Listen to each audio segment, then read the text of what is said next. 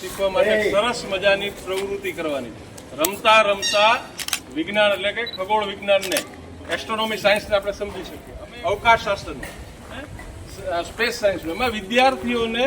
અવકાશ શાસ્ત્ર એટલે કે સ્પેસ સાયન્સ અને એસ્ટ્રોનોમી ઉપર એક સરસ મજાની પ્રવૃત્તિ રમાડી અને આપણા ગ્રહો આપણા નક્ષત્રો પરિભ્રમણ ગ્રહોના પેમ્પલેટ આપ્યા છે અને એ પેમ્પલેટ દ્વારા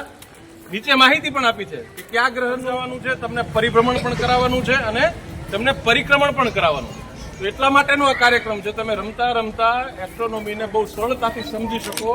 યાદ રાખી શકો એટલે કે આત્મસાત કરી શકો એટલા માટે આ એક કાર્યક્રમ કોનો પડોશી ગ્રહ પૃથ્વીનો ચલો મંગળ પછીનો ગ્રહ કયો આવશે ગુરુ કોણ આવે ચલો સૌથી મોટો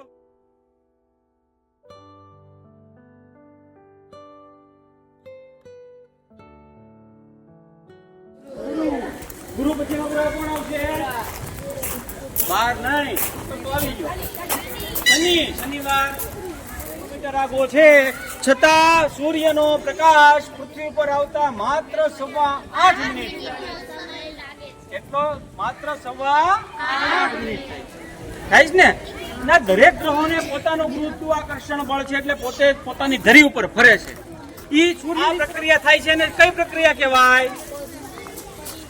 પરિભ્રમણ શું કહેવાય થાય છે પરિભ્રમણ અને પરિક્રમણ કઈ પ્રક્રિયા છે પરિભ્રમણ અને પરિક્રમણ થાય એટલે 24 કલાક થાય અને પરિક્રમણ થાય ત્યારે કેટલો સમય થાય 365